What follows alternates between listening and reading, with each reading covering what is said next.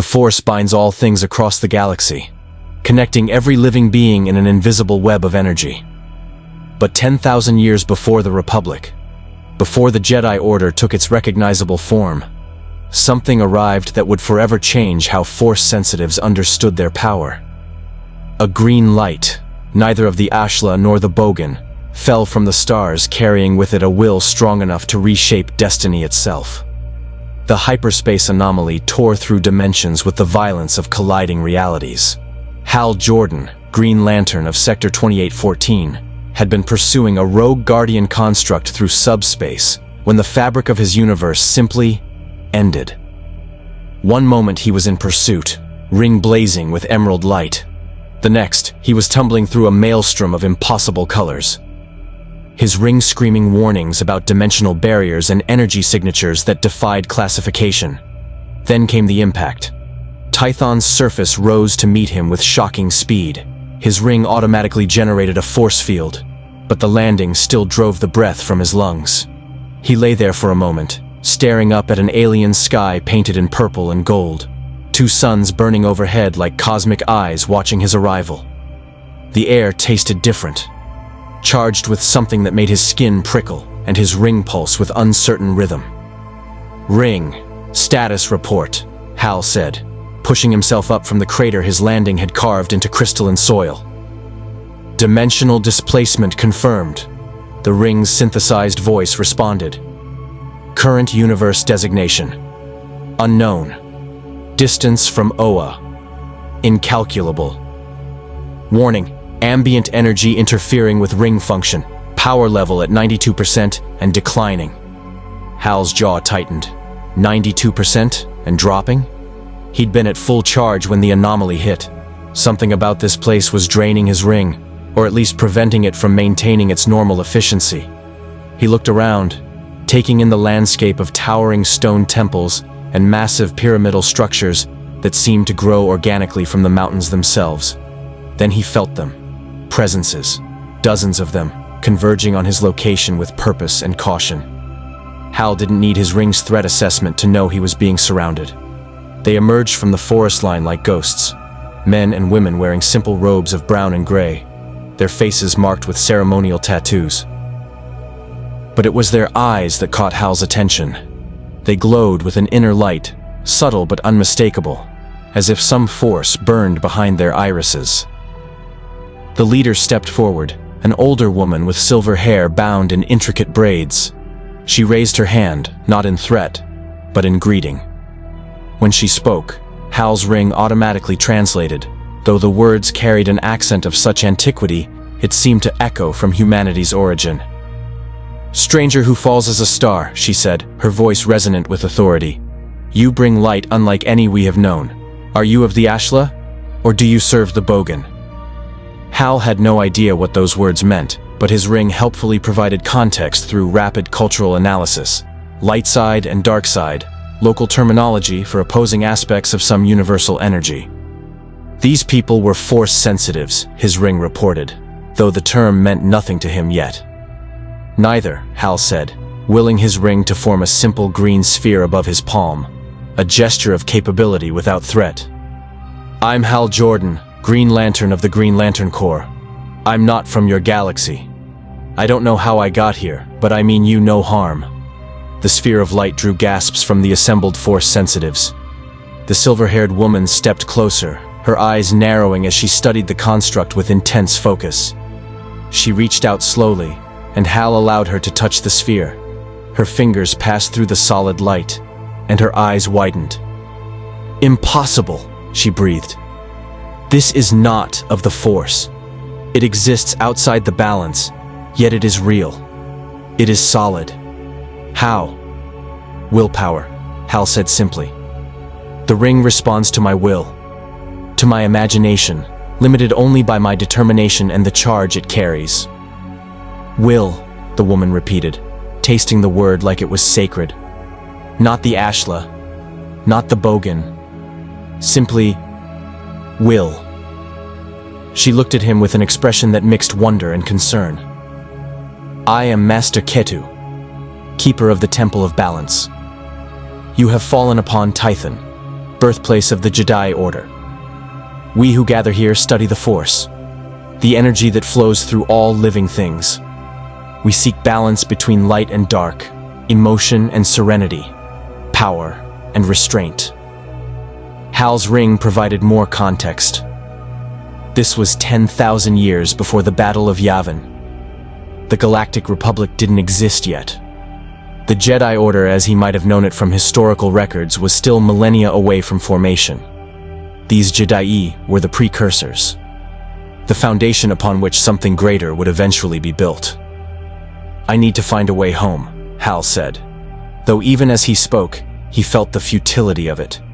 His ring couldn't even locate Oa, let alone chart a course through dimensional barriers.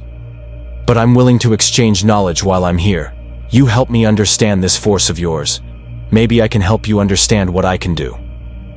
Master K2 studied him for a long moment, then nodded slowly. "The Force has brought you here for a reason, Hal Jordan. Nothing happens without purpose in its design.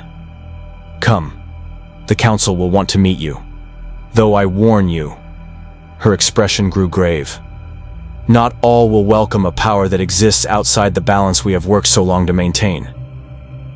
If you want to see more characters enter the Star Wars galaxy, hit that subscribe button and drop the name of a character you'd want to see in the comments below. May the Force be with you." As Hal followed Master Ketu toward the massive temple complex, his ring pulsed again. 90% power. Whatever was draining it, the effect was accelerating. He had a feeling understanding this Force wasn't optional anymore. It was survival.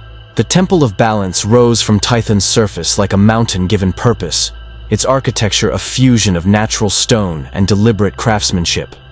Hal walked through corridors where walls seemed to breathe with subtle luminescence, where the air hummed with energy that made his ring fluctuate between stability and warning pulses. Force-sensitive students passed them in the halls, their eyes widening at the sight of the emerald glow emanating from his right hand. Master Ketu led him deep into the temple's heart, where the Jedi Council chamber waited. The room was circular, its walls carved with symbols, Hal's ring identified as representing various aspects of Force philosophy: balance, strength, knowledge, harmony. 9 Jedi Masters sat in elevated seats arranged in a perfect circle, each representing different temples scattered across Tython. "Masters," Ketu announced, her voice formal now, "I present Hal Jordan, who fell from the stars bearing light that exists outside the Force." The council members leaned forward with varying expressions of curiosity, suspicion, and wonder. A broad-shouldered man with dark skin and ceremonial scars spoke first, his voice rumbling like distant thunder. "I am Master Quan Jiang, keeper of the Temple of Martial Arts. This light you carry, demonstrate it." Hal stepped into the chamber's center, aware of every eye upon him. He raised his ring hand and concentrated. Emerald energy flowed from the ring, taking shape in the air above him, a perfect replica of an F-22 fighter jet from Earth, rendered in glowing green constructs, complete with moving parts and aerodynamic detail. The Jedi gasped collectively. Several rose from their seats. "It has form," whispered a younger master with angular features. "Mass, substance, yet it is energy given shape through... what?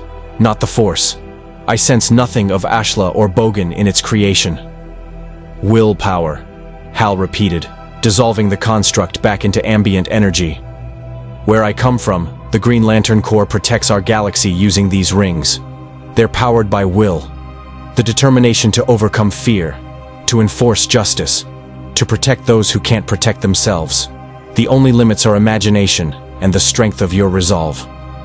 Master Kedu moved to join the circle. "He claims to be from beyond our galaxy, Masters. From another reality, perhaps." His ring provided language translation instantly, suggesting technology far beyond our understanding. "Technology," Master Quan Jiang said thoughtfully. "Not mysticism, not the Force. Interesting." He fixed Hal with an intense stare. "Can others use this ring of yours?" "No," Hal said firmly. "The ring chooses its bearer based on their ability to overcome fear. It's both tool and judge. Without sufficient willpower, It's just a piece of jewelry. A female master with white eyes, whether from age or force connection, Hal couldn't tell, spoke in a voice like wind through stone. I am Master Toll, keeper of the Temple of Knowledge. Tell me, Hal Jordan, what happens when your willpower falters? When fear takes hold, what becomes of your power then? It was a pointed question, and Hal recognized the test in it. Then I fail, he said honestly. The ring responds to courage, to determination. If I let fear control me, the constructs weaken or collapse entirely. It's happened before. I've learned to acknowledge fear without being ruled by it. Fear acknowledged but not controlled, Master Toll mused. The Bogan would feed on such admission, yet you claim your power requires facing it rather than suppressing it. I don't suppress anything, Hal said, feeling the philosophical gap widening. Fear is natural. It's what you do with it that matters. Running from fear gives it power. Facing it, pushing through it, that's where real strength comes from. The council chamber fell silent. Masters exchanged glances, weighted with meaning Hal couldn't fully interpret. Finally, a thin master with golden tattoos covering his bald head spoke, his tone measured and careful. I am Master Rajivari, keeper of the Temple of the Force. What you describe contradicts fundamental Jedi philosophy. We seek balance, not to embrace fear or courage absolutely, but to maintain equilibrium between Ashla and Bogan, light and dark, emotion and serenity. Passion without control leads to darkness. Control without passion leads to stagnation. Your ring demands passionate will without the balance of restraint. With respect, Master, Hal said, choosing his words carefully. I've seen what my ring can do in the hands of someone with willpower and good intentions. I've also seen beings with incredible power who lacked both. The ring is a tool. How it's used depends on the person wielding it. All tools shape their wielders, Master Rajivari countered. A lightsaber. He activated a weapon at his belt, revealing a blade of pure blue energy. Can cut through nearly anything.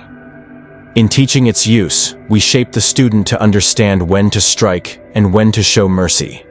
Your ring, you claim, requires no such balance. Only will. Hal's ring pulsed. 88%. The drain was accelerating, and he still didn't understand why. He needed answers. Needed to understand this force energy before his most reliable asset became useless. Look, Hal said, I'm not here to challenge your philosophy. I'm trying to get home, and I need help understanding what's happening to my ring. Something about this place, about your force, is draining it faster than it should. If I run out of power without a way to recharge, I'm stranded here permanently, with no way to defend myself or anyone else. Master Ketu stepped forward again. Perhaps that is precisely why the Force brought you here, Hal Jordan. To teach you that there are powers beyond will alone. To show you balance. Or, Master Quanjiang said, his tone challenging, perhaps he is here to teach us what we have been missing. The Force guides, yes, but perhaps it guides both ways. The chamber erupted in murmured debate. They gave Hal quarters in the Temple of Balance. A modest room with a sleeping platform, a meditation space, and a window overlooking Tython's wilderness. Twin moons rose over alien forests, casting silver and blue light across his new prison. Because that's what it was, really, despite the courtesy. The Jedi Council had been clear. Until they understood his power and his purpose, he would remain under observation. Hal sat cross-legged on the meditation platform, staring at his ring. 82% now, and the drain continued its inexorable decline. At this rate, he had perhaps 3 standard days before the ring went dark completely. 3 days to find a solution, or he'd be powerless in a galaxy that operated on rules he didn't understand. He'd tried contacting Oe. Nothing. The ring couldn't even establish which universe he was in, let alone locate the central power battery that sustained all Green Lanterns. He was alone, cut off, running on borrowed time. A soft knock interrupted his brooding. Master Ketu entered without waiting for permission, carrying a tray with simple food and a cup of steaming liquid. You barely touched your meal earlier, she said, setting the tray beside him. Meditation is valuable, but the body requires sustenance too. Appreciate it, Hal said, though food was the last thing on his mind. Still, he took the cup, some kind of herbal tea that smelled of mint and something sweeter, and drank. It was surprisingly good. Ketu settled across from him, her movements precise and deliberate. You are troubled. More than simply being far from home. I sense? My ring is dying, Hal said bluntly. Without it, I'm just a pilot without a ship. Whatever this force energy is, it's interfering with my ring's connection to its power source. If I can't figure out why, I'm going to be useless. Perhaps useless is too harsh, Ketu said gently. You would simply be as you were before the ring chose you. Still yourself. Still capable. I was a test pilot who broke regulations and crashed experimental aircraft, Hal said with a bitter smile. The ring made me something more. Something that mattered. Ketu's expression shifted, sadness mixed with understanding. Many Jedi feel similarly about the Force, that without it, they are nothing. It is why we emphasize balance. Power must serve the self, not define it. Hal looked at her, really looked. She wasn't trying to lecture him. She was trying to help, in her own way. Tell me about this Force. Really tell me. If I'm going to figure out why it's draining my ring, I need to understand what I'm dealing with. Ketu nodded, settling into teaching mode. The Force is energy. It flows through all living things, connecting them in an invisible web. It has two aspects, the Ashla, which we call the light, born of peace, serenity, and selflessness, and the Bogan, which we call the dark, born of passion, emotion, and individual desire. Neither is inherently good or evil. Both are necessary for existence. Like positive and negative charges, Hal murmured. Balance between opposing forces. Precisely. The Jedi seek to walk between them. Too much Ashla, and one becomes passive, ineffective, detached from the living world. Too much Bogan, and one becomes consumed by desire, corrupted by power. We maintain equilibrium. Hal's mind raced. So when I use my ring, when I channel pure willpower without tapping into either side, I'm creating an imbalance. The Force is trying to correct it by draining the ring's energy. Ketu's eyes widened slightly. That is a theory I had not considered. But it has merit. Your ring exists outside the Force entirely. In a universe saturated with Force energy, such an anomaly would naturally be corrected, balanced. Great, Hal said. So I'm being cosmically rejected by the fundamental energy of reality. Any idea how to stop that? Perhaps, Ketu said slowly. The answer is not to stop it, but to work with it. You say your ring is powered by will. The Force responds to the will of its user as well. We call upon it through meditation, through focus, through intention. What if, instead of fighting the Force's influence, you learned to channel it alongside your ring's power? Hal frowned. You mean use the Force to power my ring? Not power it, supplement it, harmonize with it. Your ring creates constructs through will. The Force allows manipulation of reality through will. They are not so different, perhaps. Different expressions of the same fundamental principle. It was an interesting idea, but it raised immediate concerns. I've seen what happens when Green Lanterns try to mix their power with other energy sources. It usually ends badly. The ring's energy is specific, designed to respond to willpower in a particular way. Contaminating it with external forces could... His ring suddenly pulsed, not with warning, but with something else. Analysis mode engaged, and data scrolled across Hal's vision. The ring had been monitoring the ambient Force energy since his arrival, and now it displayed correlation patterns that made Hal's breath catch. Ring. Are you saying the Force energy and ring energy are compatible? Negative. However, similarities detected in fundamental structures. Both respond to focused intention. Both shape reality according to user will. Integration possible, but requires active cooperation from wielder to prevent rejection cascade. Hal looked at Ketu with new understanding. Your Force and my ring, they're not the same. but they speak similar languages. If I can learn to channel the Force while using my ring, I might be able to prevent the drain. Maybe even stabilize the ring's power in this universe. A synthesis, Ketu said, excitement creeping into her measured tone. Something new, born from the meeting of two philosophies. There's just one problem, Hal said. I have no idea how to use the Force. Where I come from, it doesn't exist. I'm not Force sensitive, am I? Ketu closed her eyes, extending her awareness. When she opened them again, she looked troubled. That is complicated. The Force flows through you as it does all living things. But there is something else in you. Something the ring has changed or awakened. Your connection to the Force is present but dormant, like a muscle never exercised. It would take years of training to develop properly. I don't have years, Hal said, looking at his ring. 79%. I have days at most. Dawn broke over Tython with spectacular violence, twin suns igniting the horizon in shades of crimson and gold. Hal stood in the temple's training courtyard, surrounded by Jedi students who watched with barely concealed curiosity. Master Quan Jiang had agreed to accelerate Hal's Force training, though his warning had been clear. What takes most students years, you must grasp in hours. The attempt may break you, or it may forge something unprecedented. We shall see which.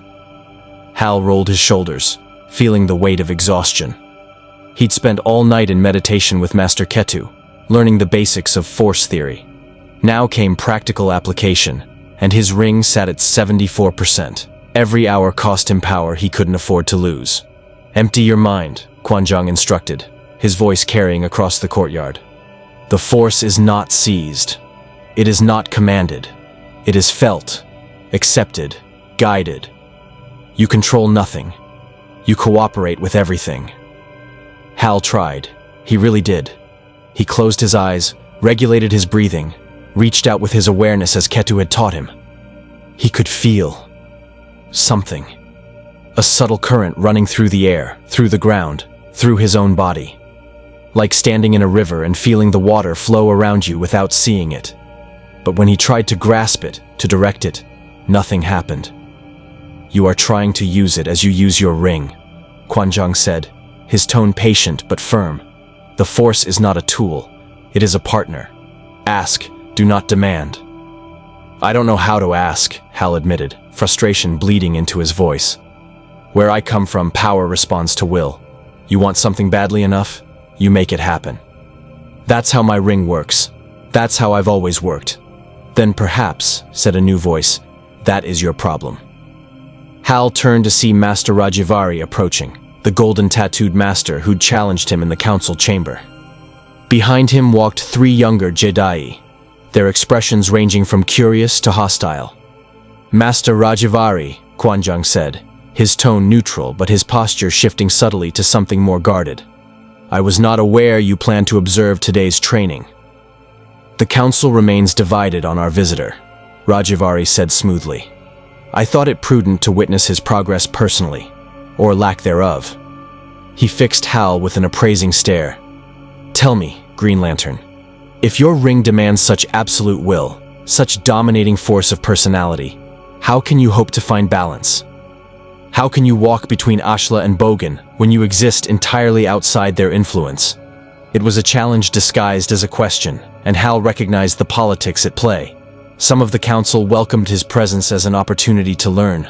Others, like Rajivari, saw him as a threat to their established order. I don't need to walk between your sides, Hal said, keeping his voice level. I need to understand them well enough to survive in this galaxy until I can find my way home. That's all. Survival, Rajivari repeated. How limited? The Force brought you here, placed you upon Tython at a pivotal moment in our order's development. Yet you claim no higher purpose than escape? How disappointing. One of Rajivari's students, a young man with cruel eyes and a sneer, stepped forward. Perhaps the outsider simply lacks the discipline for true power. His ring is a crutch. Without it, he is nothing. Hal's temper flared, and his ring pulsed in response. Green energy crackled around his fist, and for a moment constructs began to form, angular, aggressive shapes that reflected his anger. Then he felt it. A drain, sharper than before. His ring's power dropped from 74% to 71% in seconds. He forced himself to calm, to breathe, to let the anger dissipate. The constructs faded, but the damage was done. Rajivary smiled, a cold expression devoid of warmth. You see, emotion fuels his power, yet emotion drains him in this force-rich environment. He cannot maintain balance. He is a walking contradiction, masters, a corruption of natural order. That's enough, Rajivary, Master Ketu said, arriving with several other council members. You overstep your authority. The council agreed to allow Hal Jordan time to learn our ways. And I am observing his learning, Rajivary said innocently, merely offering insight based on what I witness. Surely you would not deny a fellow master the right to speak truth. The political tension was thick enough to cut with a lightsaber. Hal could see the fractures in the Jedi Order, those who embraced new possibilities versus those who clung to tradition. His presence was accelerating existing divisions, forcing them to confront questions they'd been avoiding. Perhaps, Hal said, cutting through the argument, a demonstration would be more useful than debate. He stepped into the courtyard's center, away from both factions. His ring sat at 71%, enough for what he had in mind, if he was careful. Master Ketu taught me that the Force connects all living things, that it flows through everything, binding the galaxy together. My ring connects me to the emotional electromagnetic spectrum, specifically willpower. Different methods, similar principles, so let me try something. Hal raised his ring hand and closed his eyes. This time, instead of trying to grasp the Force or command it, he simply opened himself to it. He imagined himself not as a wielder of power, but as a conduit. The Force flowed like water, and he was a channel it could move through. He felt it then, the subtle shift, the current of energy that Ketu had described, moving through him, around him, part of him. It felt different from his ring's power, older, deeper, less focused but more pervasive. Slowly, carefully, he activated his ring.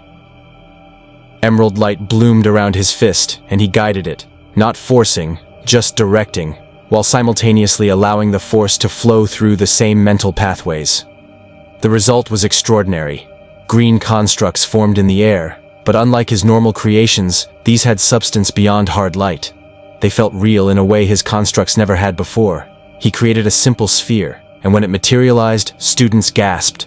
The sphere glowed with emerald energy, yes, but within it swirled currents of Force energy, visible to Force-sensitive eyes as ripples of light and shadow in perfect balance.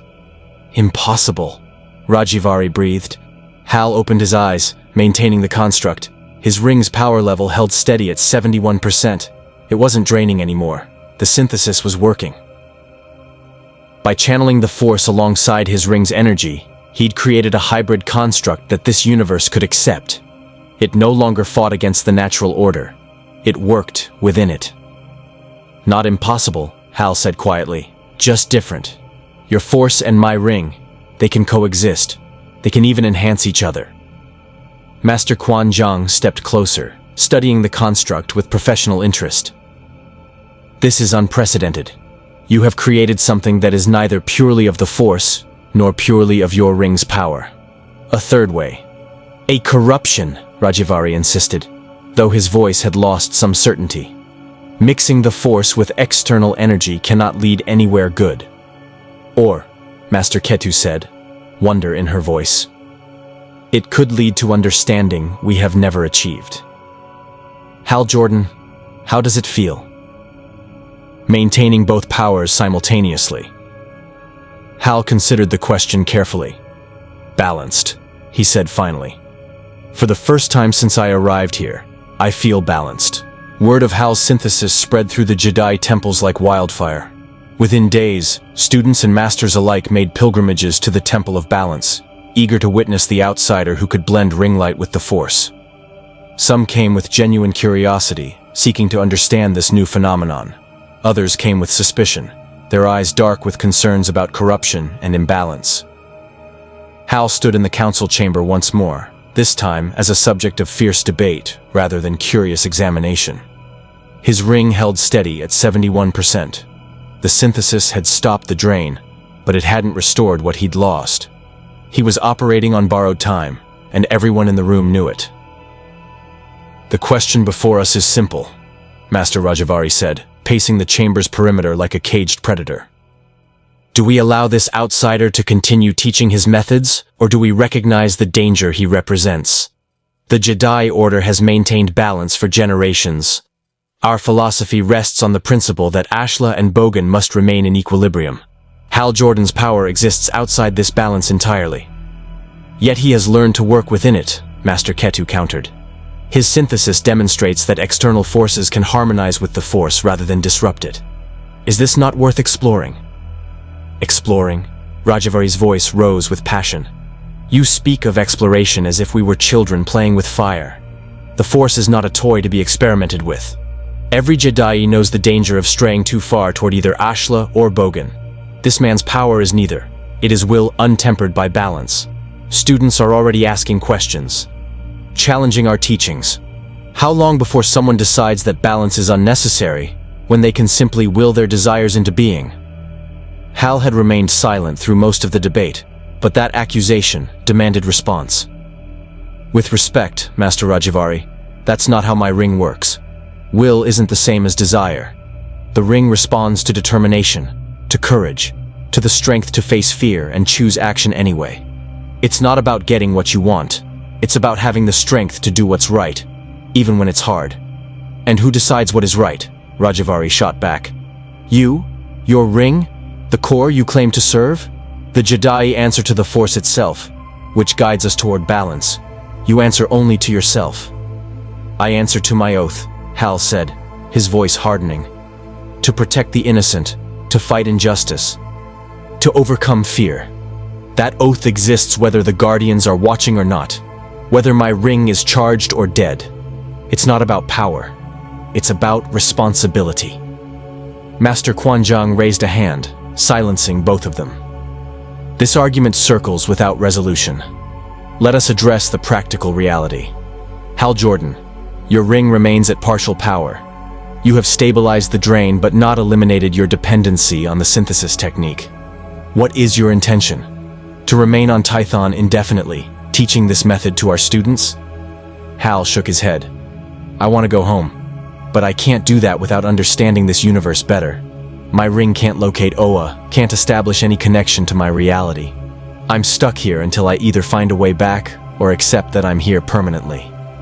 "Then perhaps," said Master Toll, the white-eyed keeper of knowledge, "we should discuss what permanent residence would mean. The Force brought you here, Hal Jordan. Whether by design or accident, you are now part of Tython's story. The question is not whether you disrupt our balance, clearly you do. The question is whether that disruption serves a purpose." "There is no purpose to chaos," Rajavari insisted. "Only destruction disguised as change." "Change is not chaos," Ketu said quietly. "The Jedi Order itself was born from change, from Force sensitives across the galaxy coming together to understand their gifts. We were not always as we are now.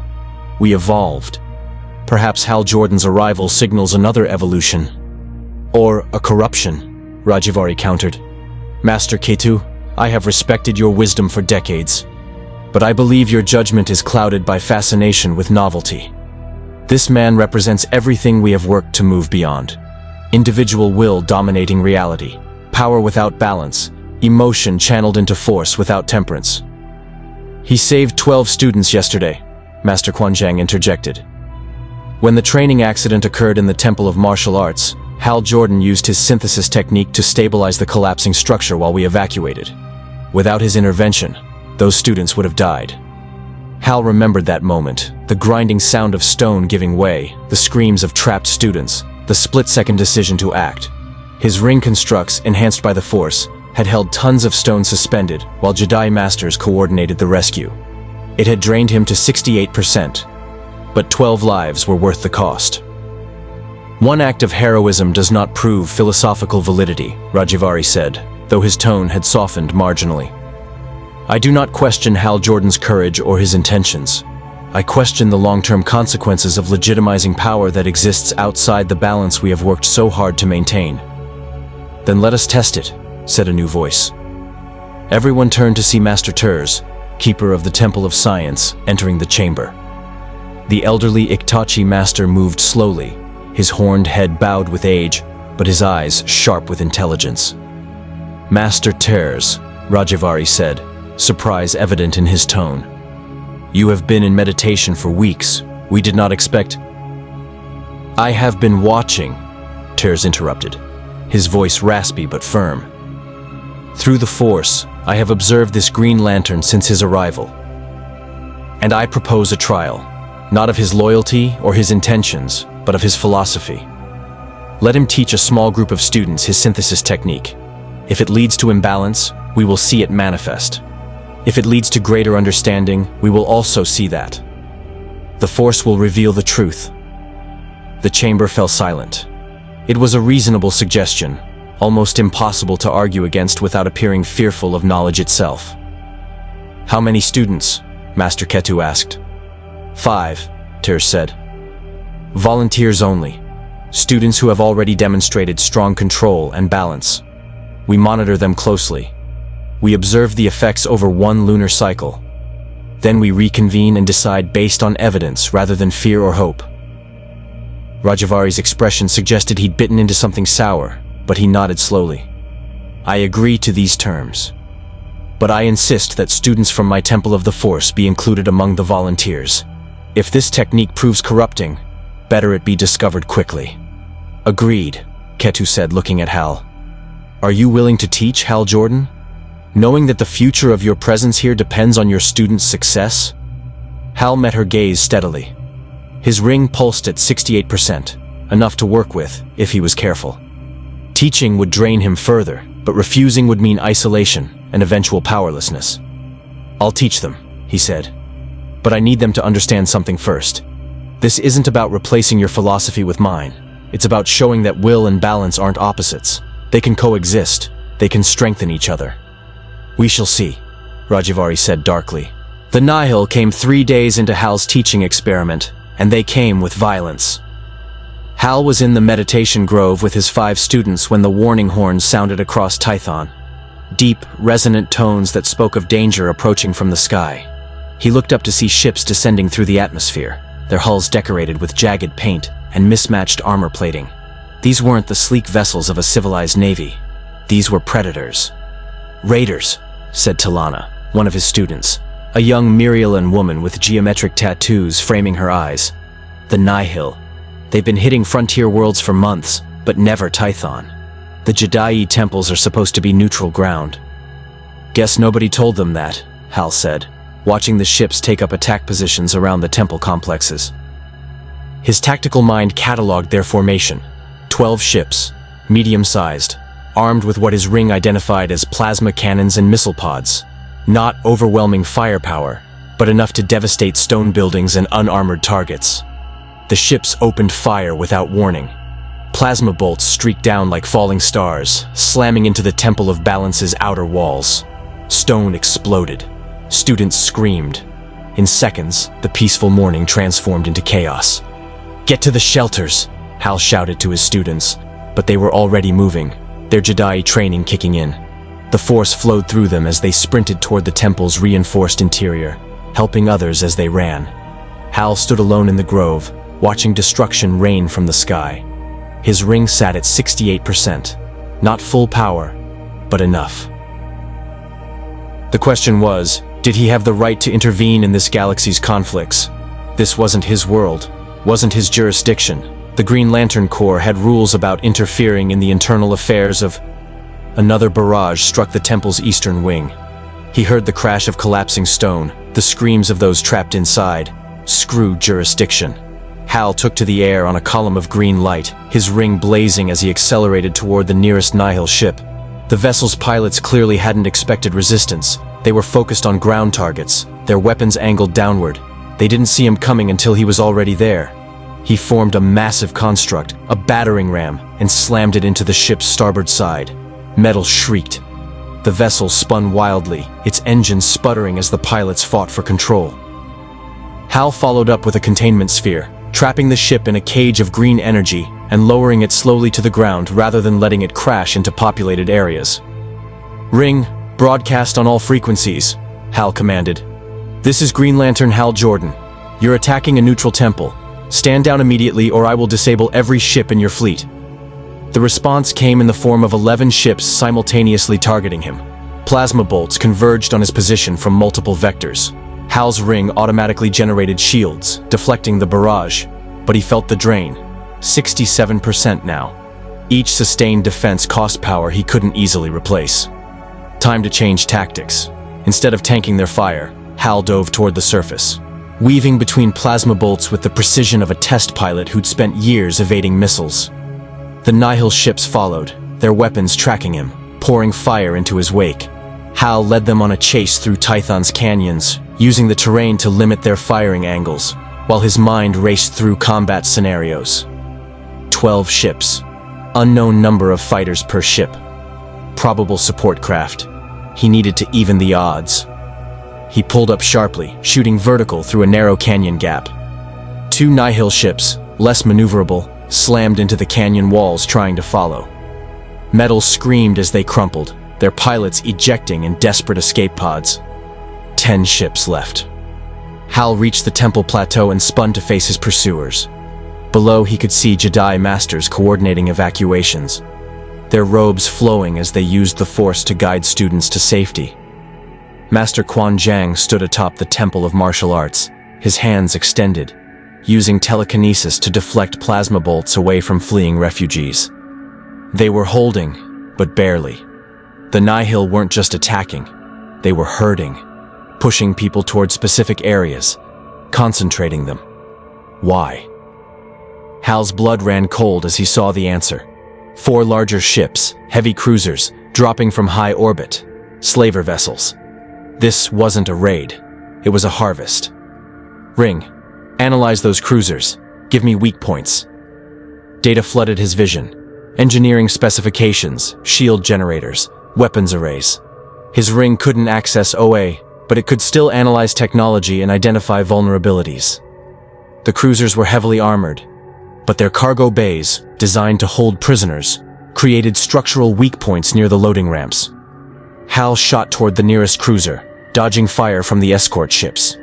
He formed a massive drill construct, spinning at incredible speed, and drove it into the cruiser's underbelly. Metal shrieked as the construct punched through armor plating, exposing the ship's interior structure. 65%. He didn't stop. Couldn't stop. He flew to the next cruiser, then the next, systematically disabling their cargo systems. Without the ability to load prisoners, the slaver ships were useless. The Nihil would have to retreat or commit to a fight they weren't equipped for. Plasma bolts caught him from behind, 2 escort ships working in tandem. His shields absorbed the impacts, but the drain accelerated. 63%.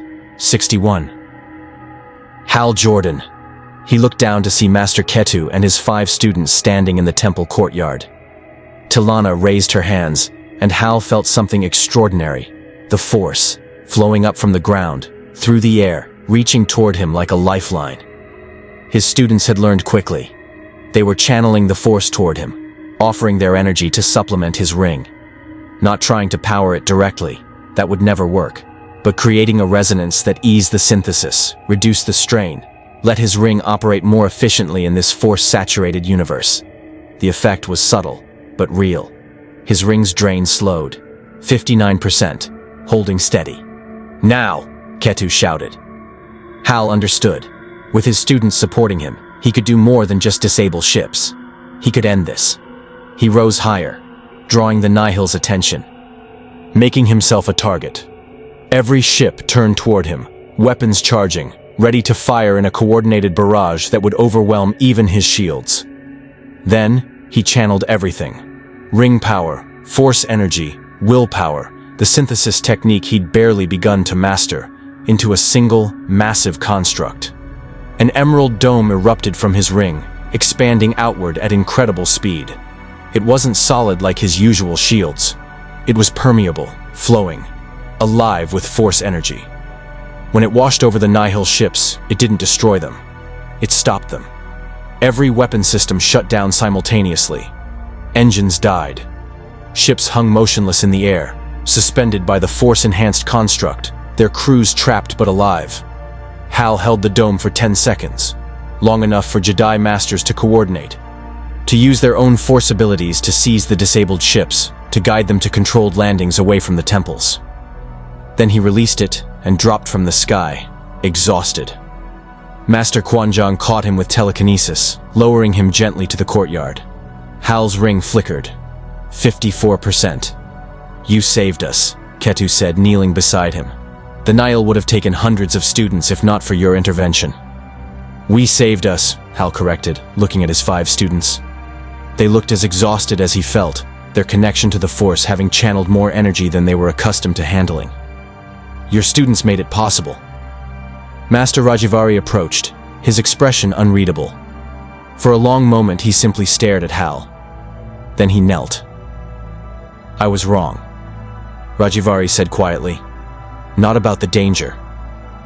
Not about the disruption, but about you. Your will serves more than yourself. I see that now. The captured Nihil revealed more than the Jedi Council wanted to know. Hal stood in the interrogation chamber, watching through a one-way transparency as Master Turs questioned a Nihil captain, a scarred Wike with cybernetic implants and eyes full of calculated cruelty. The man had been surprisingly cooperative once he understood his situation, trapped on a world full of Force users with nowhere to run. We were hired, the captain said, his basic accented but clear. Someone wanted Force-sensitive children specifically. Didn't care about adults, didn't care about Jedi philosophy or political alignment, just kids with the gift. Hired by whom? Turs demanded. Don't know. Never met them face to face. Communications were encrypted, payments delivered through intermediaries. But I'll tell you this, whoever they are, they're building something. We weren't the only crew on this job. 6 other Nihil Raider groups got the same contract. And we weren't targeting just Tython. This was galaxy-wide. Hal's fists clenched. Slavers targeting Force-sensitive children across multiple worlds, coordinated and funded by someone with serious resources. This wasn't random piracy. This was organized, purposeful, and deeply wrong. Master Rajivari stood beside him, his earlier hostility replaced by grim focus. This changes everything. If someone is systematically hunting Force-sensitive children, they're not doing it for profit alone. They're building an army, or worse. Worse how? Hal asked. Force-sensitives raised from childhood, isolated from Jedi philosophy, trained to serve a specific master. Rajivari's voice dropped to something almost haunted. They would know only one understanding of the Force, only one alignment. Imagine 100 Force users, all bound to the Bogan, all serving a single dark purpose. Or the Ashla, Master Ketu said, entering the observation room. Light without balance can be equally dangerous. Zealots who believe their serenity justifies any action. The point is that someone understands what we Jedi have always known. Force-sensitives shaped from youth become what they are taught. Control the teaching, control the future.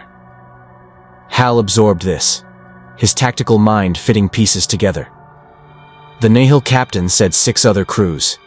If each crew was targeting a different region, and each could have taken hundreds of children before being stopped. He did the math and didn't like the answer. We're talking about potentially thousands of Force-sensitive kids already captured. If the raids were successful, Quan Jong said, joining them, we must warn the other temples, coordinate a response. The Jedi Order cannot allow this to continue. The Order can't, Hal said slowly, an idea forming. But I can.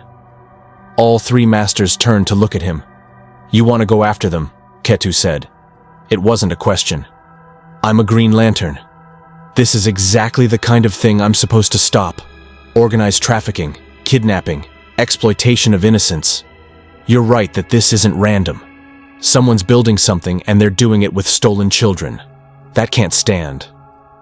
You are one man, Rajivari pointed out, though his tone lacked its earlier hostility. With limited power, in an unfamiliar galaxy, facing an enemy of unknown size and capability. This is not your fight, Hal Jordan. You owe this galaxy nothing. Maybe not, Hal admitted. But those kids don't deserve what's happening to them, and I have the ability to help. That makes it my fight, whether I owe anyone anything or not. K2 studied him with an expression Hal couldn't quite read. This is what your oath means. Not words spoken to authority figures, but action taken because it must be taken. Yeah, Hal said simply. That's exactly what it means. Then you won't go alone, Kwanjang declared. The Jedi Council will send representatives. We have our own interest in recovering these children and stopping whoever orchestrated their capture. No, Hal said firmly. I appreciate the offer, but you're needed here. Tython's defenses were breached today. It'll happen again. You need to fortify, prepare, protect the students who are still here. I'm mobile, expendable if things go wrong, and I don't have institutional responsibilities holding me back. I'm the logical choice for reconnaissance. Expendable, Rajavari repeated, something almost like respect in his voice. You consider yourself expendable? Every Green Lantern does, Hal said. We go into situations expecting we might not come back. It's part of the job, but that doesn't mean we go in stupid. He turned to face all three masters directly. I need information, coordinates for the other locations the Nihil were hitting, technical specs on their ships and equipment, intel on Force-sensitive populations across this region, and... He hesitated, knowing this request might be too much. I need to understand more about the Force. If I'm going up against people who've been trafficking Force-sensitive children, chances are some of those kids have been trained by now. I need to know what I might be facing. You want combat training, Kwanjang said, against Force users. I want to understand how the Force can be weaponized, Hal corrected. My ring gives me a lot of options, but knowledge is its own kind of power. The more I know about what I'm walking into, the better chance I have of getting those kids out alive. K2 exchanged glances with the other masters. Some silent communication passed between them, facilitated by the Force or just long familiarity. Finally, she nodded. We will help you prepare. But Hal Jordan... Her tone turned grave. If you truly face an organization capable of coordinating galactic-scale kidnapping operations, you may discover that finding the children is the easy part. Whoever built this organization will not surrender their assets willingly. Then I'll make them, Hal said, his ring pulsing with green light. In the interrogation chamber, the Nihil captain laughed, a harsh, bitter sound. Master Tears leaned forward, his Iktachi features stern. You find something amusing about your situation? I find it amusing that you think you can stop them, the captain said. I've been doing this work for 3 years. I've seen what they're building. Bases scattered across the outer rim, each one processing dozens of Force-sensitive kids, training them, conditioning them, breaking them down and rebuilding them into something new. You people and your balance philosophy, they're creating something beyond balance, something absolute. What do you mean, absolute? Tears demanded. I mean they're not trying to make Jedi. They're making weapons. Pure, focused, unified in purpose. And when they're ready... The captain's smile turned cruel. Your little temple balance act won't matter anymore. They'll sweep across this galaxy like a storm, and there won't be anything you can do to stop them. Hal watched the captain's face, reading the fear beneath the bravado. Whatever this organization was, it scared even the ruthless mercenaries it employed. Good. Fear meant weakness, and weakness meant opportunities. Ring, Hal said quietly. Start compiling everything we know about Nihil operations. Cross-reference with Tython's astronomical databases. I want locations, patterns, anything that might lead us to these processing centers. Acknowledged. Analysis will require 7.3 hours given available data. 7 hours. Hal had that much time. Time to train, to learn, to prepare for what came next. He turned to the masters. When do we start? The training nearly killed him. Master Kwanjang believed in learning through doing, which apparently meant throw the outsider into progressively more dangerous scenarios until he adapts or collapses. For 3 days, Hal faced Jedi combat specialists in the Temple of Martial Arts training grounds, each encounter pushing him to synthesize ring power and force manipulation under extreme pressure. The first day, He learned about telekinesis the hard way. A Jedi consular named Ren, a slight woman with deceptive strength, used the Force to yank his feet out from under him mid-flight, sending him crashing into training mat. His shields absorbed the impact, but his pride took the real damage. "You fly like you're alone in the sky," Ren said, not unkindly. "But the Force connects everything. A Force user doesn't just see you, they feel you. Your movement, your intention, your presence. You might as well be shouting your position." The second day, he faced a sentinel who specialized in Force lightning. The first bolt caught him by surprise, crackling against his shields and draining 2% of his ring's charge in seconds. The sensation was unlike anything he'd experienced, not just electrical discharge, but malevolent energy that seemed to attack his will itself. "The bogan can be weaponized," the sentinel explained after Hal finally managed to dodge rather than tank the attacks. "Passion, anger, aggression. They fuel techniques that are devastating in combat. You must learn to recognize the build-up, the shift in the Force that precedes such attacks." By the third day, Hal was facing multiple opponents simultaneously, while Master Quan Zhang shouted corrections from the sidelines. Two rangers with lightsabers, those elegant plasma blades that could cut through almost anything, coordinated their assault, while a consular used telekinesis to throw objects at him from unexpected angles. Hal's ring was at 48% now, drained by constant defense and training. But he was learning. More importantly, he was adapting. He discovered that his constructs, when properly enhanced with Force energy through the synthesis technique, could actually interact with lightsabers in ways hard light normally couldn't.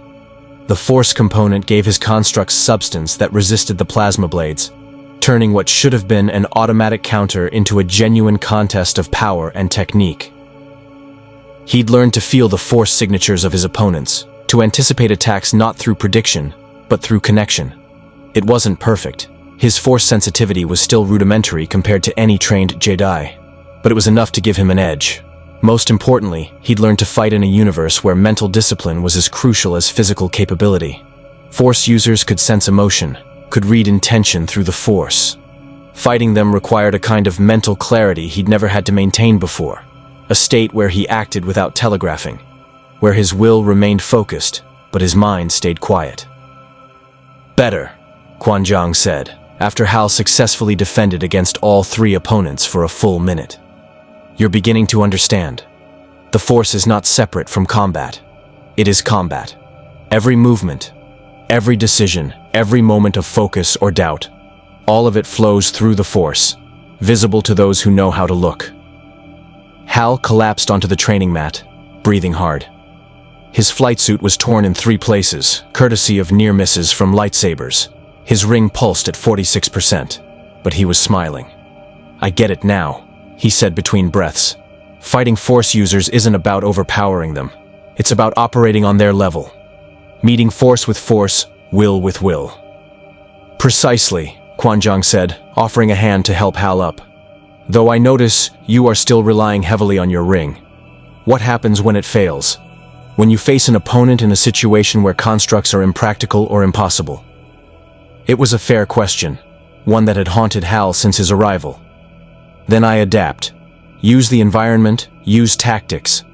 Use whatever's available. The ring is a tool, a powerful one, but still a tool. I was a fighter pilot before I became a Green Lantern. I know how to operate without perfect conditions." "Show me," Quan Zhang said. Before Hal could ask what he meant, the Master extended his hand. The Force flowed from him in a focused wave, and Hal felt his ring stop. Not drained, not damaged, but suppressed. Somehow, Quan Zhang was using the Force to interfere with the ring's connection to Hal's will. "Force users can dampen technology," Quan Zhang explained as Hal's ring went dark on his finger. "Especially technology that relies on energy fields or power sources vulnerable to Force manipulation. If you face a truly skilled opponent, they may neutralize your ring entirely. What then?" Hal looked at his dead ring, then at Quan Zhang, then at the training grounds around him. Without his ring, he was just a man, fit, trained, experienced, but ultimately human against beings who could manipulate reality with thought. Then he smiled. Then I stop trying to be a Green Lantern, Hal said, and start being a Jedi. He reached out with the Force, clumsy, untrained, but genuine. He felt the training weapons scattered around the grounds, felt their mass and position through the web of energy that connected all things. He focused his will, not through the ring this time, but through the Force itself, and one of the practice lightsabers flew into his hand. Quan Zhang's expression shifted to surprise, then approval. You learn quickly, outsider. I had good teachers, Hal said, igniting the blade. Blue plasma hummed to life, and he fell into the basic ready stance Ren had drilled into him over the past 3 days. Besides, I've been studying how you all move. The Force might be new to me, but the principles of combat are universal.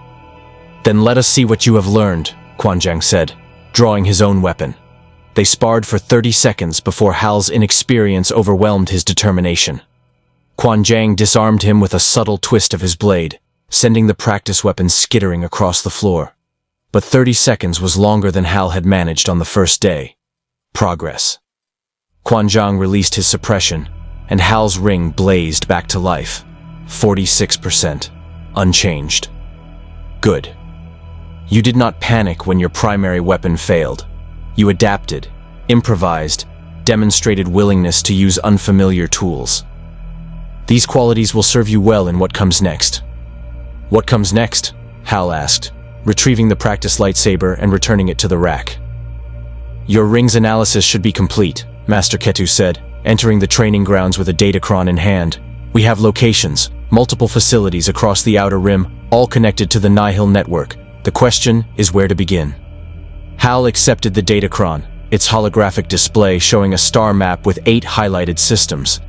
8 potential locations where Force-sensitive children were being held and conditioned. He couldn't hit all of them, at least not simultaneously. He had to prioritize. Ring. Analyze these locations. Look for patterns. Supply routes, communication hubs, defensive capabilities. Which one is most likely to be a central coordination point? Data scrolled across his vision as his ring processed the information. After a moment, one location pulsed with higher probability than the others. Sri Lure, Hal said, reading the designation. Outer Rim Desert World. Minimal Republic presence, known for criminal activity. Heavy ship traffic despite low population. The ring calculates 73% probability that this location serves as a hub for the trafficking network. Sri Lure, Rajivari said, arriving with several other council members. A harsh world, unforgiving. If the organization you hunt has established a base there, it will be heavily defended. You will be walking into a fortress, Hal Jordan. Then it's a good thing I've been practicing, Hal said, extinguishing his ring and reforming it, a test of the synthesis technique he'd refined over 3 days of brutal training. The construct held steady, stable, no longer fighting against the Force, but working with it. 46% power remaining. Not ideal, but enough for what came next if he was smart about resource management. Master Ketu stepped forward, holding out something small wrapped in cloth. Before you go, the council wanted you to have this. Hal unwrapped it carefully and found himself staring at a kyber crystal. Small, perfectly clear, resonating with subtle Force energy. We cannot charge your ring, Ketu said softly. But perhaps this can help. Kyber crystals resonate with the Force, amplify Force-based abilities. If your synthesis technique relies on channeling both ring power and Force energy, this might stabilize the connection, reduce the strain. Hal held the crystal up to the light, watching how it seemed to glow from within. His ring automatically analyzed it, detecting energy patterns that matched Force signatures, but existed in crystalline form, essentially solidified Force potential. Thank you, Hal said sincerely. All of you. You didn't have to help me. I crashed into your world uninvited, disrupted your philosophy, caused political problems. But you trained me anyway. You saved our students, Quan Zhang said simply. That erases many concerns. And besides, Rajivari added, something almost like warmth in his usually stern voice. You have proven that disruption and growth are sometimes indistinguishable. The Jedi Order will debate your influence for generations. But I believe He paused, choosing words carefully. That debate will ultimately strengthen us. Hal tucked the kyber crystal into a compartment on his flight suit, then looked up at the alien sky beyond the training grounds. Somewhere out there, across the vast distance of space, children were being held against their will, shaped into weapons, robbed of choice and future. Not on his watch. Ring, he said quietly. Plot course to Shrilur. Maximum speed. Course plotted. Travel time. 47 hours at current propulsion capacity. 2 days. 2 days to rest. To prepare mentally. To strategize.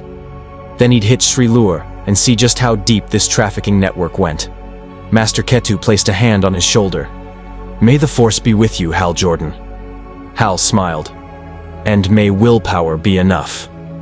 He launched into the sky, green light trailing behind him like a comet, leaving Tython and its temples behind as he headed toward the outer rim and whatever darkness waited there. Shrilur's twin suns beat down on endless dunes of red sand, turning the planet's surface into a furnace that killed the unwary and hardened the survivors.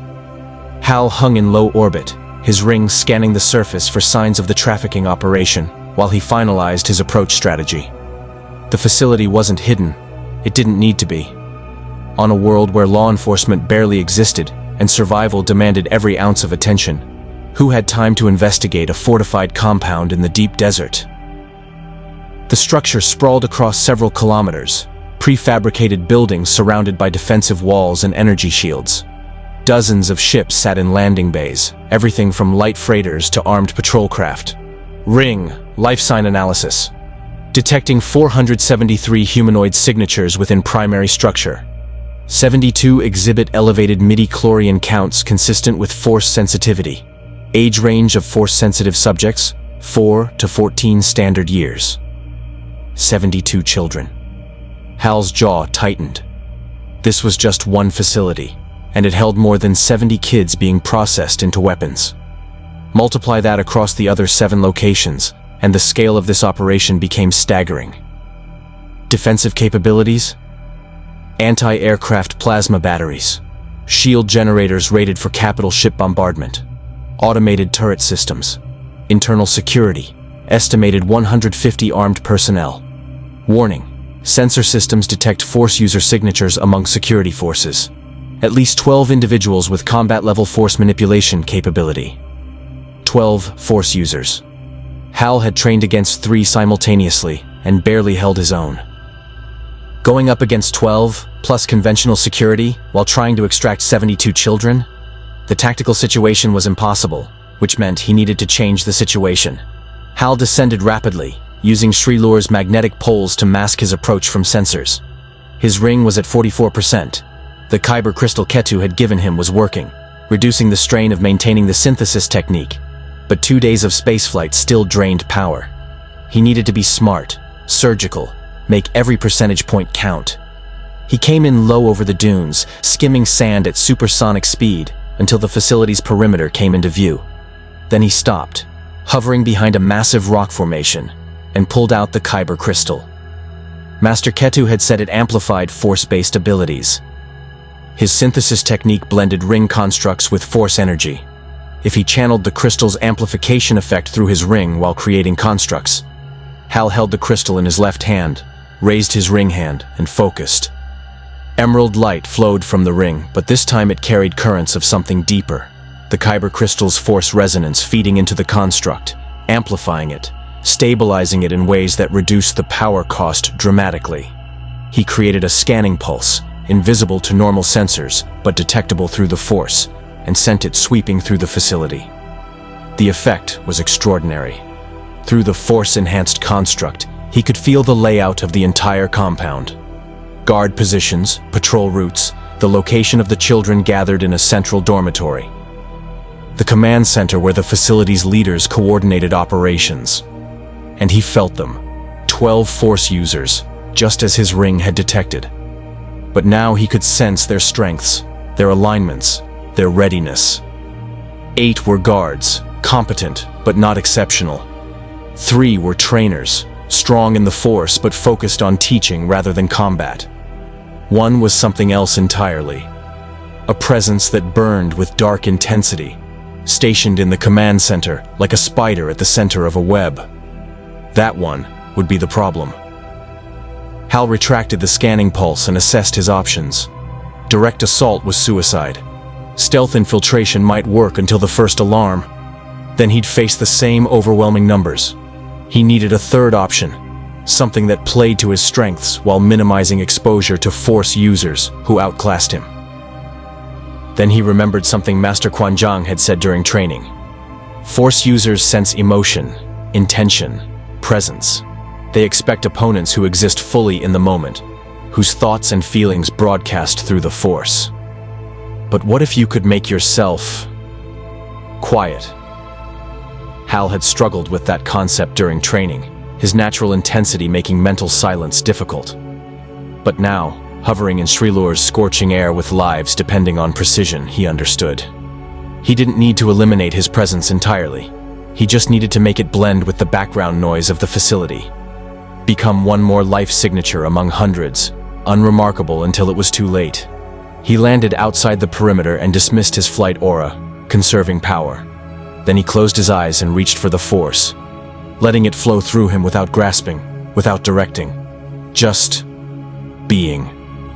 A leaf on the current, present but insignificant. His ring formed a simple construct, a maintenance droid, boxy and unremarkable, controlled by his will but appearing autonomous. He sent it toward the facility's service entrance while his presence faded into the Force's background radiation. The droid reached the gate. Guards glanced at it, noted the proper identification codes, courtesy of Hal's ring hacking their systems, and waved it through. Inside the perimeter now, moving deeper. Hal followed on foot, moving with deliberate calm, his mind quiet, his presence minimal. He scaled the outer wall using ring-formed handholds, dropped into a maintenance corridor, and began making his way toward the dormitory where the children were held. He encountered his first patrol, 2 guards with blaster rifles and a Force-sensitive trainer radiating Bogan energy. The dark-aligned woman paused, her head tilting as if sensing something.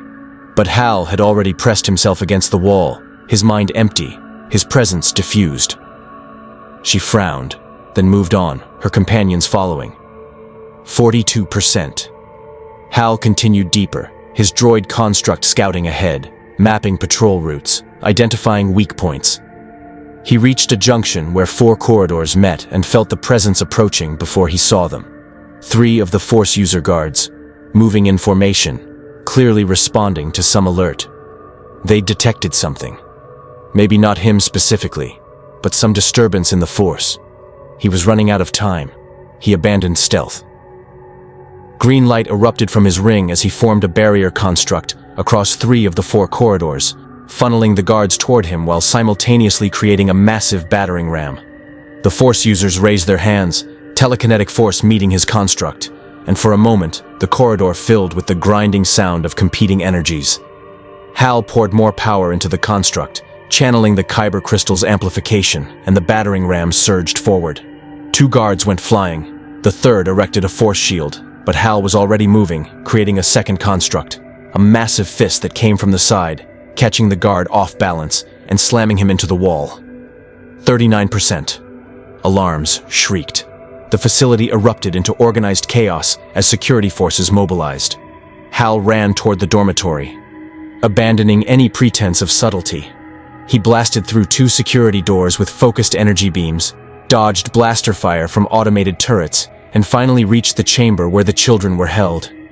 72 faces looked up at him. Human, Twi'lek, Zabrak, Mirialan, dozens of species, all wearing the same expression of cautious hope. They'd been conditioned to obey, but they recognized rescue when they saw it. "I'm getting you out of here," Hal said, his voice carrying absolute conviction. "Stay close, stay together, and trust me."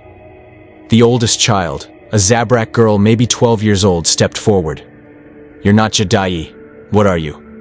"I'm a Green Lantern," Hal said, forming a protective sphere around all 72 children. "And I keep my promises." Then the wall exploded inward, and the dark presence Hal had sensed earlier stepped through the debris. She was human, middle-aged, wearing robes that had once been Jedi brown but were now stained nearly black. Her eyes burned with bogan fire, and when she spoke, her voice carried the weight of absolute authority. "You dare invade my facility? Steal my assets?" Lightning crackled around her fingers. "I am Shira, former Jedi Master, now architect of the New Order. These children are mine. They will become weapons that reshape the galaxy. And you, outsider, will die knowing you failed to stop it."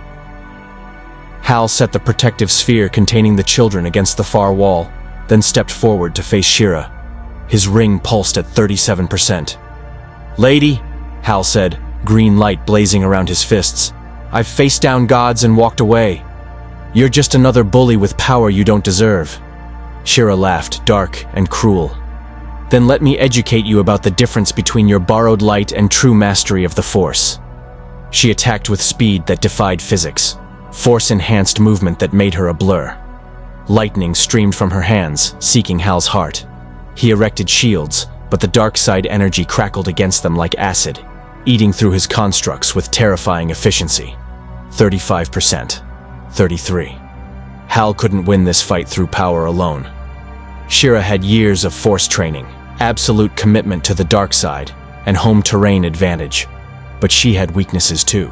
Arrogance, anger, the assumption that her Force mastery made her invincible. Time to test that assumption. Hal let his shields collapse.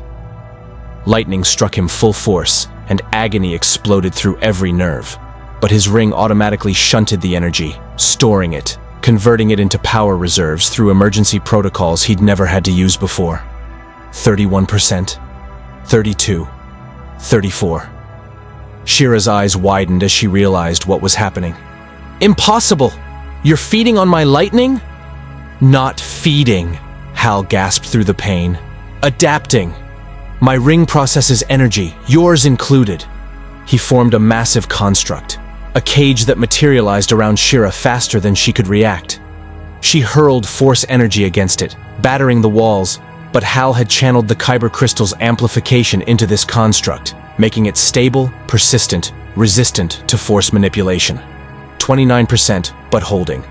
"You can't contain me!" Shira screamed, dark side power building to critical levels. "I don't have to," Hal said. "I just need you distracted for about 10 seconds. Behind him, the protective sphere containing the children lifted off the ground. Hal's ring had been working on a secondary construct this entire time, an escape tunnel, burrowing up through the facility's ceiling, creating a clear path to open air. The sphere shot upward, carrying all 72 children toward freedom while Hal maintained the cage containing Shira. "No!" Shira unleashed everything she had. Force lightning, telekinetic force, pure rage given power. The cage shattered. But Hal was already moving, flying backward, erecting barriers between himself and Shira as he retreated toward the tunnel. 26%. 23. He reached the tunnel entrance and shot upward, Shira in pursuit. Her fury making her predictable. She wanted him dead more than she wanted the children recovered. Emotional, reactive. Exactly what Master Quan Jiang had warned against. They burst into open air above the facility. Hal's protective sphere hovered a kilometer away, the children safe inside. Guards poured from the compound below, weapons tracking Hal's position. "You've saved nothing!" Shira screamed, floating in the air through Force levitation. "I have 6 other facilities. Hundreds more children. You've barely scratched what we're building." "Then I guess I'll have to visit all of them," Hal said. He looked down at the facility, at the guards mobilizing, at the ships preparing to launch. One facility among many. One battle in a larger war. But 72 children were free. That mattered. He formed one final construct, massive. Powered by everything he'd learned about synthesis, amplified by the Kyber crystal, stable enough to last. A beacon. Emerald light in the shape of a green lantern symbol, blazing in Shrilur's sky, visible for hundreds of kilometers. "That's for every Force-sensitive child in this galaxy to see," Hal said. "So they know someone's fighting for them. Someone who won't stop until they're all free." Shira hurled lightning at him. Hal's shields absorbed it, barely, and he grabbed the protective sphere containing the children. Then he flew, accelerating to supersonic speed, leaving Shrilur and its facility behind as Shira's screams faded into distance. 19%. But 72 lives saved. Worth it, worth. The journey back to Tython took 3 days with 72 traumatized children aboard. Hal created a habitable construct sphere, part ship, part shelter, sustained by constant will and force-enhanced stability. The Kyber crystal made it possible, but barely. By the time Tython's purple and gold sky came into view, his ring was at 11%, and his mind felt scraped raw from maintaining the construct for so long. The Jedi were waiting. Master Ketu had assembled healers, counselors, and caretakers who took the children from Hal's protective sphere with practiced gentleness. Each child received immediate attention, medical evaluation, emotional support, and careful assessment of what conditioning they'd endured during captivity. Hal landed in the Temple of Balance courtyard and collapsed. Not dramatically. He stayed conscious, maintained control, but his legs simply gave out, and he sat down hard on the stone plaza. His ring flickered at 9%. Master Quanzhang approached with water and simple food. You did the impossible. 72 lives restored to the light. 6 more facilities out there, Hal said, drinking deeply. Shira was telling the truth about that. I could sense it through the Force. Hundreds more kids still trapped. And you want to go after them all, Master Rajavari said, appearing with the rest of the council. His tone wasn't accusatory, just resigned. One man against an organization with resources and reach across the entire Outer Rim. One Green Lantern, Hal corrected. There's a difference. Is there? Master Tears asked, his Iktachi features thoughtful. Your ring barely functions. You have no support structure. No core to call for backup, no central power battery to recharge from. You are, practically speaking, alone. Hal looked at his ring, at the dim emerald glow that had defined his identity for years. Tears was right. He was operating on fumes, cut off from everything that made a Green Lantern effective. By every tactical metric, continuing this fight was foolish. But he'd seen those children's faces. He'd felt their hope when he promised to save them. He'd made an oath, not to the Guardians but to himself, that he would protect those who couldn't protect themselves. Then I fight alone, Hal said quietly. It's not about having support. It's about doing what's right even when it's hard. Master Ketu knelt beside him. You misunderstand. We're not trying to dissuade you. We're offering help. She gestured. And Talana stepped forward, Hal's first student, the Mirialan woman who'd learned his synthesis technique during those early experimental days. Behind her came the other 4 students, and behind them, 24 more Jedi wearing traveling robes and carrying supplies. You taught us that will and balance aren't opposites, Talana said. That power can serve justice without corruption. The Council has authorized a task force, Jedi volunteers who want to help you dismantle this trafficking network. Hal stared at them, emotions warring in his chest. Pride that his teaching had inspired action. Concern about putting these people at risk. Gratitude that he wouldn't face the remaining facilities alone. The Jedi Order has remained neutral for generations, Master Rajavari said, his voice carrying unusual warmth. We observe. We maintain balance. We avoid galactic politics. But this, he gestured toward the courtyard where healers tended rescued children. This demands action. You showed us that neutrality can become complicity if maintained too rigidly. Some evils must be confronted. Besides, Quanzhang added with a slight smile, you've proven that an outsider with a ring and enough willpower can challenge systems that seemed immutable. If you can do it, perhaps we can as well. Hal looked at each of them. Masters who'd initially seen him as a threat. Students who'd learned his techniques despite institutional resistance. An entire order slowly shifting its philosophy because one Green Lantern had crashed into their world and refused to accept that some things couldn't be changed. I don't know if my ring will last long enough to hit all 6 facilities, Hal admitted. 9% power, no way to recharge, and every fight drains it further. I might make it through 2 more rescues. Maybe 3 if I'm very careful. After that, you will have the Force, Master Tears said. Your sensitivity has grown remarkably during your time here.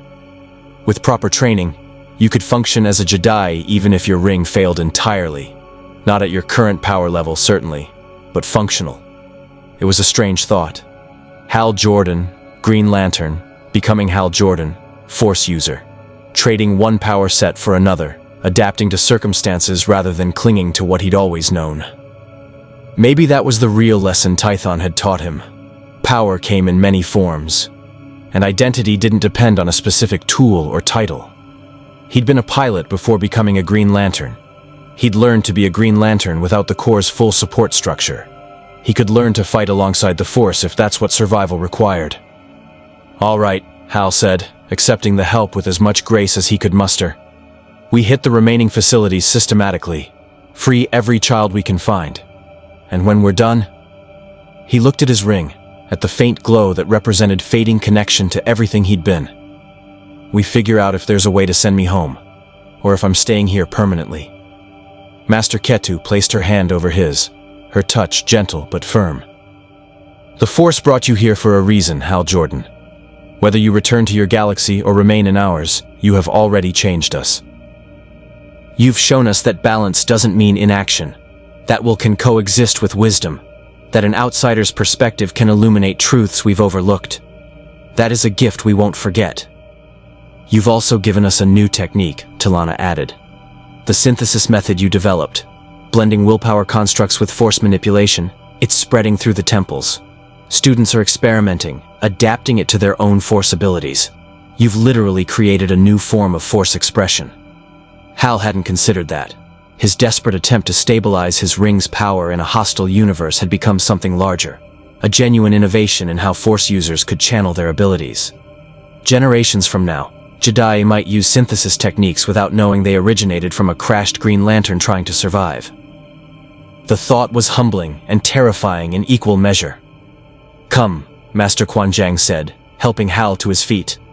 "You need rest, proper meditation, and time to recover before the next operation. We'll coordinate intelligence gathering on the remaining facilities, plan tactical approaches, and train the task force in your combat methods.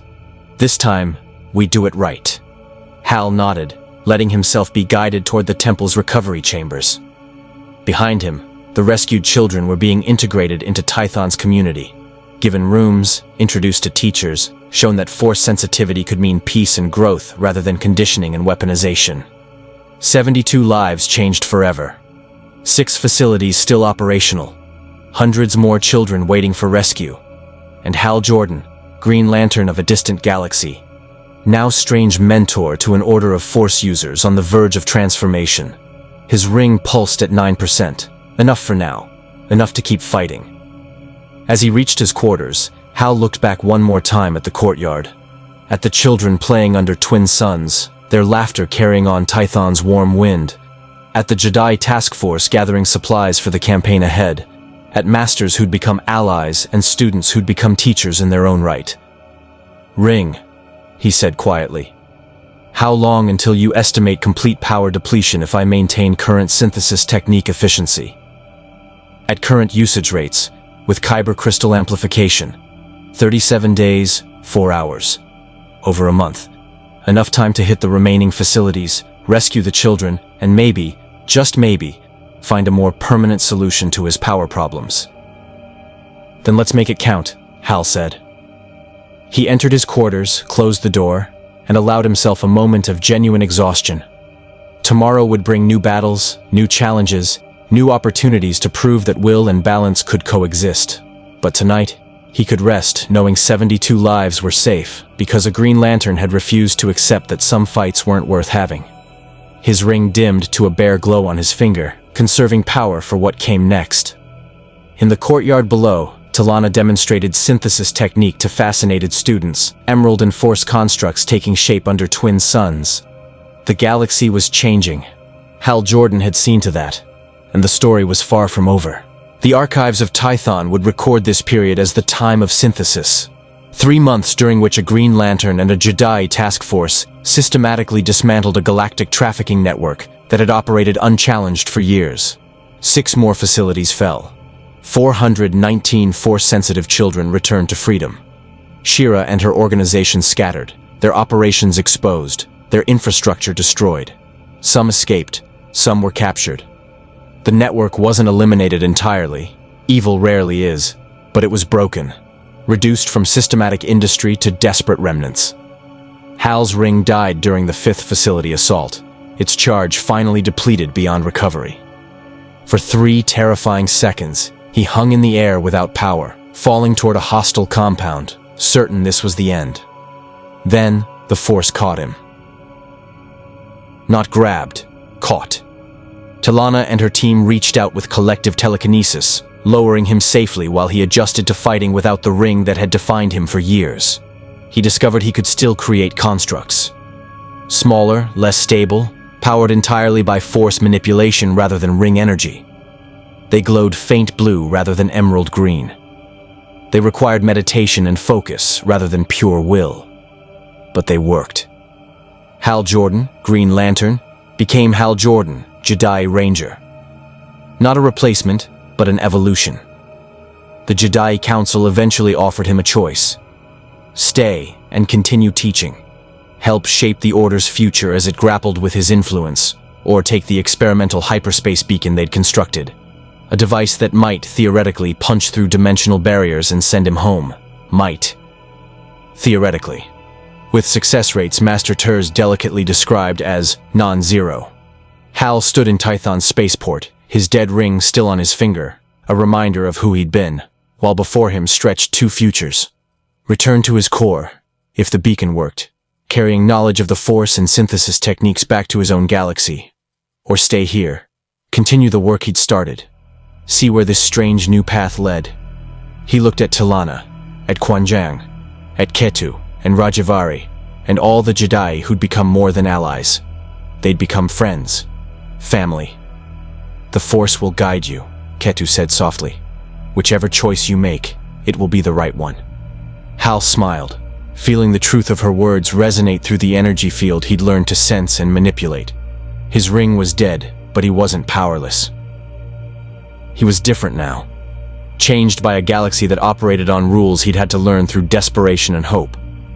He thought about the children they'd saved, about synthesis techniques spreading through the temples, about a Jedi Order learning that balance could include action, that will and wisdom weren't opposites.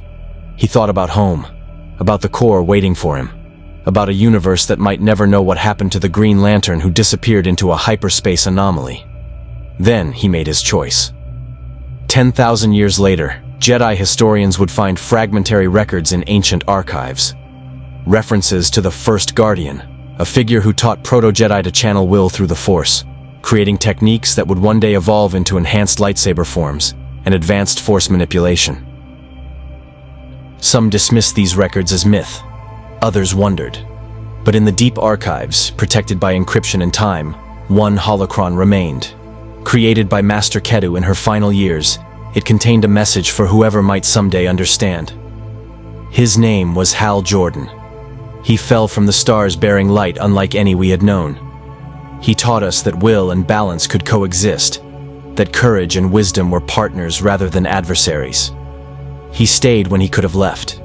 He chose us when he could have chosen home. The Jedi Order, which will rise from our teachings, will never know his name. But they will carry his legacy in every technique we developed from his synthesis method, in every philosophy we refined through his questions. The first guardian of this galaxy was not born to the Force. He brought his own light and taught us to blend it with ours. May the Force remember what history has forgotten. The holocron ended with an image, a human man wearing brown Jedi robes, a dead ring on his finger, surrounded by students eager to learn. He was smiling. He looked like someone who'd finally found where he belonged. May the Force be with you. More stories await.